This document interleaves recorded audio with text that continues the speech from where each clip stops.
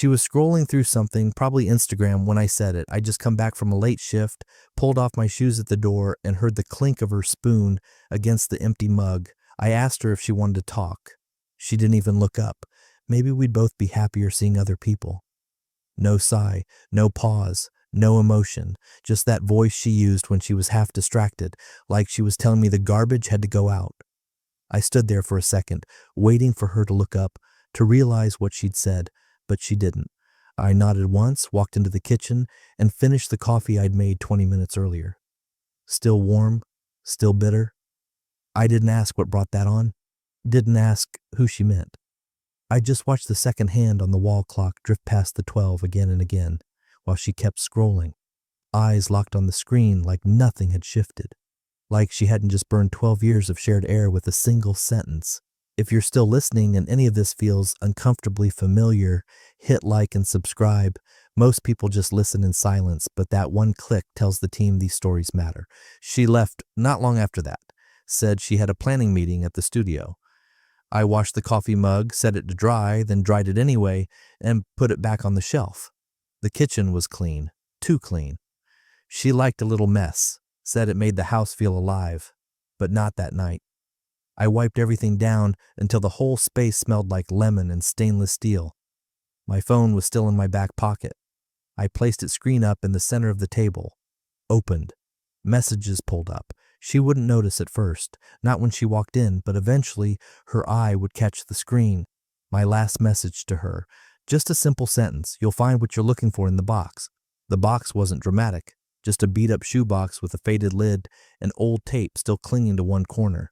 I placed it beside the phone, close but not touching, like two clues in a puzzle that didn't quite connect yet. She'd open it, maybe tomorrow, maybe in a week. But she would, and when she did, it would start to unravel. Inside was one photo, taken the year before we met. High school fair. I was standing beside someone. Rachel. Her hand was on my chest, my arm around her waist. We were looking at the camera, but only one of us was smiling. Rachel. That photo had been in a drawer for years. I hadn't touched it, not until tonight. I went upstairs, changed into my running clothes, tied my shoes quietly, and left the lights off. I moved like a shadow through that house, the same house we'd fought to get a mortgage on, the one she later said felt too suburban once her show started gaining views.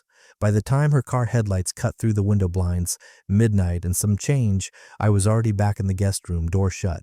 She didn't knock, didn't say a word, just wandered into the kitchen and froze.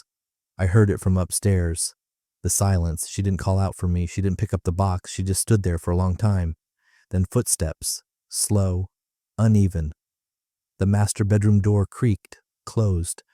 I lay back on the guest bed, one arm under my head, staring at the ceiling fan that no longer worked. I didn't feel sad, not even angry, just something colder, like watching a familiar building get torn down after the permits are signed. You don't scream, you just take a photo, tuck it away, and keep walking. She still thought I'd fight, that I'd argue, that I'd storm out and crash at my brother's place or blow up her phone with questions, but I didn't do any of that. And that was the first thing that scared her. The first morning she didn't even check the guest room. She padded downstairs like she always did. Silk robe, hair up, half awake and thinking of coffee. She stood in the kitchen, blinked once at the untouched box and the cold phone screen, then went about her routine. Eggs, toast, background noise from her favorite podcasts. Nothing felt off yet, not really. It wasn't until she reached for her charger in the living room and saw the empty tray where I usually left my keys that something small caught her. The keys. Gone. Not misplaced. Absent. Same with my coat, the black one I always wore. She walked into the hallway closet, pushed past hangers. 2/3 of the space was empty. Still, she told herself a story. Maybe I needed air. Maybe I went to clear my head. Maybe I was pouting somewhere with my brother, reliving high school grievances over bad beer and barbecue chips. She poured more coffee and waited for the sound of a garage door or a message ding. Nothing. By Sunday night, the nerves started. She opened my sock drawer. Empty. Checked the bathroom sink. Only her toothbrush. She opened the laundry hamper and found it untouched, still holding only her gym clothes and a single towel. She opened the bank app on her phone. 3 shared accounts. All reading 0, no overdrafts, no fraud alerts, just transfers, legal, Logged. She called my phone. Straight to voicemail, not powered off, disconnected. She sent a few texts, paused, then deleted them before hitting send. Tried again, shorter. One word. Really? No response. She didn't sleep that night. Kept the hallway light on like I might come back. Might shuffle past the door and mutter something passive before sliding into bed. But I didn't, and by Monday morning, something sharp crept in. She called my mother. Hi, I was just wondering if, has he maybe been in touch with you? I think we had a miscommunication. My mom's voice came through flat, calm, not confused. He's fine. Did he say where he's staying? A pause. He said you wanted space, so he gave you space. No, I didn't mean, you said the words. I heard about them. He told you? No, you said them to him. There was another pause. Then my mom asked, did you really say that to him? Her voice was quieter now, as if holding something back, like maybe she'd been waiting for this call. Yes, but not how it sounds. He warned you once, my mom said, voice steady. You thought he wouldn't mean it. The line went dead.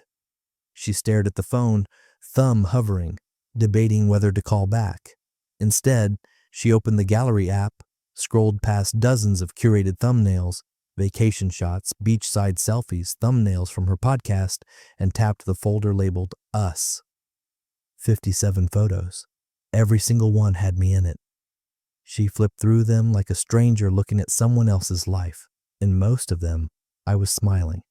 Some half smiles, some real. One in particular froze her. I was holding her hand at the farmer's market, looking directly at her, not the camera, while she laughed. Not posed, not filtered. She hadn't taken a photo like that in over a year. She suddenly felt cold. She went upstairs, yanked open the closet doors, stared at the empty half like it had just vanished overnight, which in a way, it had. Then she noticed the small drawer in my nightstand. She opened it. Receipts were gone. Passports. The envelope labeled Summer Trip 2022 was empty. Even the old watch I never wore was missing. She sat on the edge of the bed, pulse in her ears now. Not panic. Not yet. Just the edge of something unfamiliar, like when you reach for a handrail and find air. She walked back down to the kitchen, stared at the shoebox again, still closed, still untouched. She picked it up this time, just held it, felt the weight of it, not heavy, but dense, dense like something that was waiting. She placed it back down, didn't open it, not yet. Instead, she whispered to the silence, "What are you doing?" But the house didn't answer. It just held her there, alone, waiting. It was Wednesday afternoon when she finally cracked. The shoebox had been sitting on the kitchen island for days like it belonged there. She kept cleaning around it, shifting it slightly, wiping under it, like she could will it into disappearing if she pretended it wasn't holding her hostage. That morning, she tried recording a new episode for her podcast, but the words felt brittle. She stumbled over her own script, deleted the draft, tried again, gave up. Even the microphone light felt like it was judging her. She left the studio mid-recording and walked back into the house, barefoot on the cool tile. The box was still there, waiting. She stood in front of it with her arms crossed like that would somehow protect her. Then, in one sharp breath, she lifted the lid. Inside, everything was too neat. A manila folder, thick but not bloated. The label read, in his steady handwriting, "Contingency activated."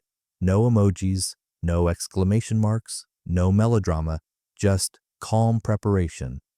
She hesitated a moment, fingertips on the tab, then opened it. On top, a copy of the post-nup agreement she'd signed without reading 3 summers ago. On the patio, margarita in hand, telling him, "You're such a Boy Scout." He'd smiled and said, "It's just cleanup language in case something goes wrong." She'd waved him off, signed it between texts. She remembered that pen, the one with the chipped gold clip. It was still in the drawer upstairs. Behind the agreement were notarized forms, property transfers, account authorizations. One document had a heading in bold that made her throat tighten.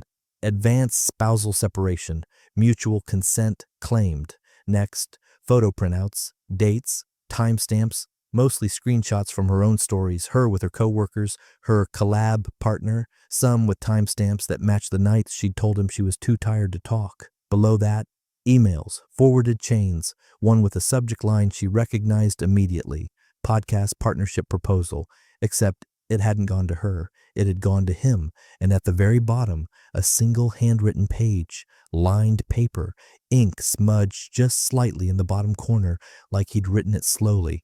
It read, "You said open, so I opened the door, but it's not the one you expected. Consider the terms fulfilled. I loved you enough to plan for this. M." She blinked and blinked again, her throat dry. She looked back at the shoebox like it might offer a second interpretation, a joke, a reset button. It didn't. She flipped the page. Nothing on the back, just white space, silence and ink. She sank into the chair behind her. Didn't remember sitting. The kitchen felt colder somehow, the kind of cold that wasn't about temperature, it was about absence. Her eyes darted to the phone, still lying face down next to the box. She picked it up. No new messages, no calls. She tapped into the shared photo drive. Gone. The folder they'd built together, anniversaries, vacations, even the stupid food photos he always took when she rolled her eyes. All of it wiped from her access. She opened her banking app again. Still zero. She tried his brother's number, straight to voicemail. Then she opened the email she'd once ignored, one he'd sent 6 months ago, subject line, "Let's update our file cabinet." She'd told him to stop being so old school. Everything's digital now. He hadn't argued. She looked at the paperwork again and her stomach sank. Because this wasn't improvised. It was staged, prepared, not from rage, but from quiet intent. Each page whispered one thing. He wasn't trying to hurt her. He was already gone, and he'd left no doors open behind him. The leather seatbelt strap bit into her shoulder as she sped through the intersection, barely catching the yellow light. She wasn't thinking in words anymore, just fragments, dates, clauses, that damn shoebox. Her hand gripped the steering wheel so tight her knuckles looked chalked. By the time she parked outside Daniel Kleinman's office, her attorney of 5 years, her throat had dried up, and her heart wouldn't slow. She hadn't even called ahead. Just walked in, shoved the folder across the desk, and stood there while he adjusted his glasses and raised one brow. "What is this?" he asked, flipping open the cover. She didn't answer. He scanned quickly at first, then slower. His fingers pinched the bridge of his nose. "This isn't a reaction," he said after a minute. "This is a rollout, staged, structured. He planned this." She sat down hard, like her legs had finally admitted what the rest of her body already knew. "Look at this," he continued, gesturing. "Account transfers were queued 3 weeks ago. Escrow on the podcast studio building was finalized 2 months back, under a trust, by the way. This isn't spite, this is strategy." She opened her mouth to say something but found no voice in it. He kept flipping. Postnup, here." He tapped the page. Clause 9A and 18B, both initialed, digitally time-stamped. She stared at it. That line again. Separation of joint marital assets may be triggered in the event of mutually agreed external partners. It had seemed so absurdly theoretical back then. Something he added because he read too much legal fiction. She remembered laughing. She'd been texting a friend while he emailed her the draft. She had skimmed, tapped her initials, and sent it back while watching reruns of Schitt's Creek. "You agreed to the terms he slipped into the post-nup, didn't you?" he asked, voice flat now. She didn't reply. He exhaled slowly, closing the folder. "Then you gave him everything." Her eyes burned, but she blinked it back. "Can we contest it?" Daniel shook his head, already reaching for a legal pad. "Not unless we prove coercion, fraud, or that you were mentally incapacitated at the time of signing." She laughed once, sharp, bitter. "I was distracted." He looked at her over the rim of his glasses. Distraction isn't a legal defense. The air in the office thickened, the hum of the ceiling fan, the faint buzz of the receptionist's phone behind the wall. A faint cinnamon scent from the plug-in near the window, all of it too normal, too stable for how her stomach churned. "He didn't just leave me," she said finally. "He erased me, quietly." Kleinman nodded slowly. "And he's got receipts for every step." He pushed the folder gently back toward her, then leaned forward, elbows on the desk. "Look, you can try to smear him publicly, call him a coward, play the narrative. I'm not going to smear him," she snapped. He watched her, waiting, then added, "Then you need to prepare yourself." "For what?" He hesitated before answering. For the possibility that this is already over and that there's nothing to claw back. She swallowed. I thought he'd be angry, she said softly, or petty, or break something. He broke the contract, Daniel said, not the dishes. She blinked at him, stung. It means, he added, gentler now. He played within the lines, which is exactly why it worked. The folder sat there, silent and damning. She stood up, hands trembling, and gathered the papers back inside. As she turned to leave, Daniel added one final thing without looking up. Men like that, ones who plan instead of react, they're the ones who don't come back. She paused at the door. I didn't think he'd mean it, she said. That's your answer then. She walked out to a parking lot that suddenly felt unfamiliar. Climbed into the car like someone borrowing a life she no longer fully owned. The engine started, but she didn't drive. Just sat there, staring through the windshield. Everything she thought was temporary was already permanent. She sat in the driveway that evening with the engine running, not sure why she hadn't gone inside yet. The house looked the same porch lights, same planter she never watered, same door she used to swing open like she owned the air behind it, but now she wasn't sure who the house belonged to anymore. She finally stepped out, heels clicking on the pavement, and walked past the Gift SUV she used daily, matte black, pristine, spotless. She hadn't made a single payment on it. He'd handed her the keys after her podcast hit 100K subscribers. To celebrate you, he'd said. She remembered mocking the bow he'd placed on the hood. Who does that? She'd laughed. He'd smiled then, quiet, like someone who was in on a joke she hadn't heard yet. She went straight to her laptop, searching the least details she'd never bothered to read. The car was under a trust, a name she didn't recognize, Avenir Holdings. She ran the name through a search engine, the trustee, Marcus Ellis, his name, his full legal name, the one she never used because she thought it sounded too formal for someone who ran cables for a living. She closed the tab. Her heart was starting to race. She checked the guest house next. The cozy little studio in the backyard she'd called her retreat. She filmed reels there, held brainstorming sessions, even hosted a mini book club once. It was her space, the one place that felt fully hers. The land parcel came up under a county lookup, transferred 6 months ago to the same trust. She sat back, the chair suddenly stiff under her spine. Her phone buzzed, an alert from her assistant. Studio access code isn't working. Did you change it? Her blood chilled. She typed in the studio code herself on the remote access panel. Denied. Another attempt. Denied again. She opened the business registry database, typed in her podcast brand, searched entity ownership. The LLC had been dissolved 3 weeks prior, reformed as an S-Corp under slightly altered name, same logo, same tagline, different owner, Rachel Shaw.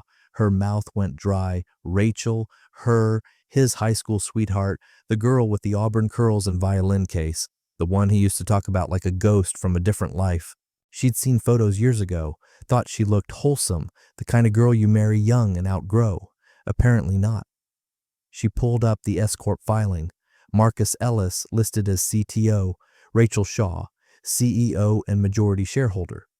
She closed the laptop, but the hum of the fan made the silence worse. Everything she'd assumed was hers was his. Everything she dismissed as too old school, too boring, too rigid. He'd used to build walls she couldn't get through. She used to joke on air that he was just the tech guy. Said it with a wink when fans asked about their dynamic. He wires things up. I dream big. She hadn't realized he was wiring an exit. That SUV she flaunted in parking lot selfies. His. That podcast platform she built her name on. Hers. Until it wasn't.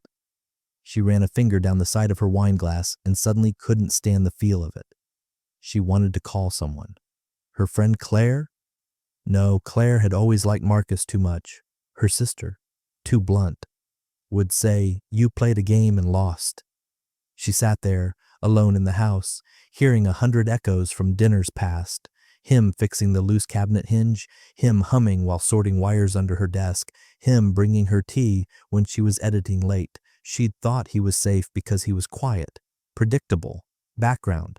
Now that background had rearranged the entire stage and left her holding props that didn't belong to her anymore. She found Rachel by accident, not through a private investigator, not through some drawn-out search. It was a press release, a feature on emerging voices in tech media, a small regional piece, but the photo caught her attention immediately. Rachel standing at a podium, sharp black blazer, the same soft curls, holding a plaque. The name underneath burned, Rachel Shaw, CEO, Emberlane Media Group. She blinked. The studio had a new name. She reread the article 3 times. The interviewer had asked about Rachel's background, and she'd mentioned returning to something familiar, something worth rebuilding. Her stomach tightened. She was quiet the whole drive. Didn't even remember how she got there. The building was in a converted warehouse space, industrial modern, wood and steel, with those warm Edison lights her husband always liked. No sign-in desk, just an open corridor and a plaque near the elevator. Emberlane Studios, 3rd floor. She rode the elevator in silence, smoothed her blouse, checked her reflection once. The door to the office suite was glass, and behind it, open work tables and soundproofed walls. A couple of young women in headphones tapped away at their laptops. A man nodded at her as he passed. Then Rachel walked out from one of the side rooms, holding a coffee, calm, exactly as she remembered her, except now older, grounded, and not a flicker of surprise in her eyes when she saw who had arrived. She set the coffee down. "I figured you'd come eventually," Rachel said. There was no gloating in her voice, no venom, just truth. She folded her arms, trying to stay composed. "You took everything. My show, my team, my husband." Rachel tilted her head just slightly. "He was never something to be taken. You gave him away. You told him to open the door. You just didn't expect him to walk through it." And silence stretched too long. Rachel finally added, voice low but clear, "He never stopped being loyal. You just stopped deserving it." It wasn't theatrical. It wasn't cruel. But it hit harder than any slap could have. The humiliation wasn't in Rachel's tone. It was in how little effort it took to dismantle her narrative. She looked around, noticed the walls, the buzz of focused people, the whiteboard with production notes. This wasn't a fling. This was structure. She tried to hold on to something, anything. "Did you plan this with him, all of it?" Rachel shook her head. "He just showed up, one evening, said he was done begging for respect in a house he no longer recognized." "And you took him back?" Rachel gave a small smile. "I never stopped knowing who he was. That makes it easy to welcome someone home." There was no heat in the room, but she suddenly felt like she couldn't breathe. Rachel didn't escort her out, didn't say goodbye, just walked back into the side office. Door closed. She left without saying another word. In the elevator, her reflection looked too polished, too pale, like someone dressed for a victory speech and walked into a eulogy. The hardest part wasn't that she'd lost.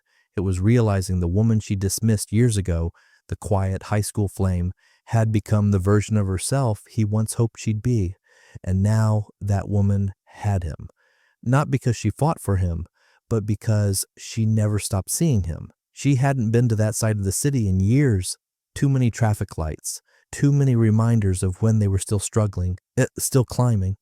Back when he'd take late-night calls in the car to avoid waking her, eating drive-through burgers in the parking garage beneath that same glass tower while configuring systems for clients who never knew his name. The building hadn't changed much. Still cold steel and tinted glass. Still the same badge entry system and lobby art that looked like it was chosen to be ignored. But the company name had changed. New logo, new colors, same floor. She stepped inside, a strange mix of nerves and anticipation crawling beneath her skin. The receptionist, a young woman with a neat bun and navy blazer, looked up, polite and impersonal.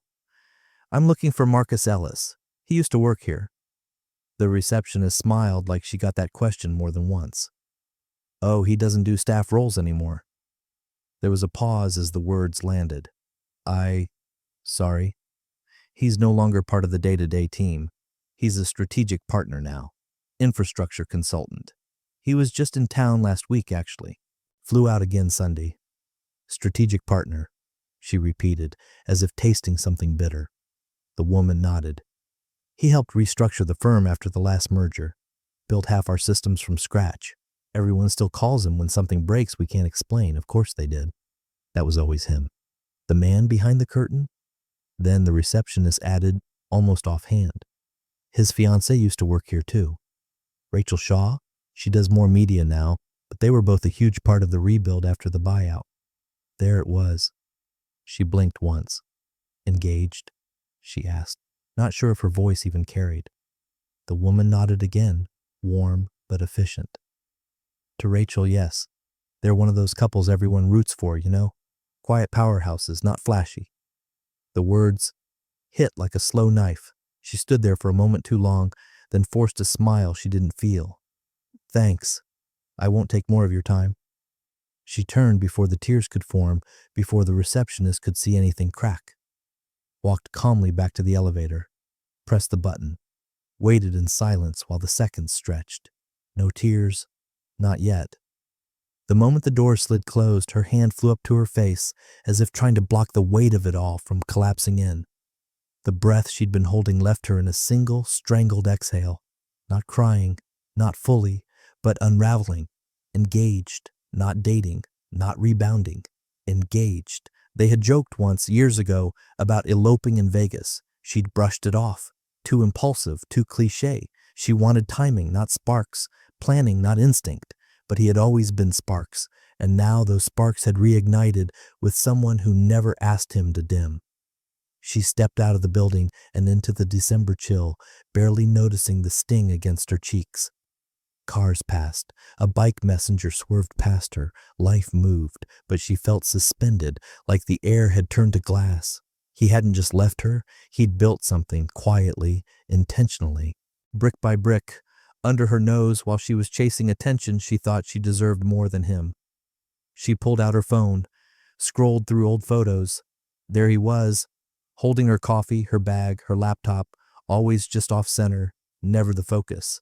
He never asked to be seen, but now the world saw him, and he wasn't in her orbit anymore. He'd become someone else's center. She hadn't touched her shared folders in weeks. There was too much noise inside them, photos, joint receipts, itinerary drafts for trips they'd never taken. Each file felt like a bone in a skeleton she didn't want to reassemble, but something about the silence had changed. Not just his silence, hers too, the kind that came not from waiting, but from knowing. Knowing there was one door left she hadn't opened, so she sat at her desk that night, lit only by the glow of her monitor, and typed in her old password. The system blinked twice and then opened. The folder was still there, tucked deep in the archives, half hidden behind tax records and health insurance PDFs. It was labeled Legal Reviewed 2020. She opened it. Inside were a dozen documents. Most she remembered vaguely. Routine stuff.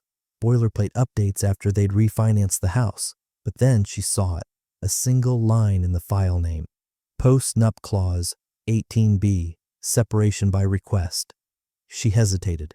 Clicked. The document loaded slowly, like it knew it held too much. At the top, bolded, a clause she'd skimmed 3 years ago without a second thought.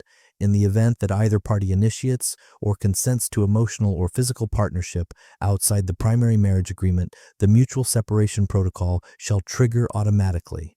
She blinked, read it again, triggered by expressed consent to external partners. Then the timestamp hit her like a brick to the chest. Digitally signed, 9:43 p.m., Thursday, March 14th, the exact moment she'd said the sentence that started it all. Maybe we'd both be happier seeing other people. She stared at the words, at her own digital signature, verified through their cloud-based legal platform, a feature she had insisted on using because she liked the convenience, because no one prints things anymore. She remembered that night. She'd been annoyed about something, probably a sponsor delay or another dinner he'd forgotten to RSVP for. The wine had made her bolder. Her phone had buzzed with a message from someone who liked all her stories, someone who made her laugh when her husband had gone quiet, and she'd said it like a throwaway comment, like a joke, but she had signed, and he had watched, and now the clause had been triggered, executed, filed, and logged, without anger, without warning, without a single broken dish or raised voice, just a system, and her permission. She leaned back in the chair, hand over her mouth, not crying, not anymore.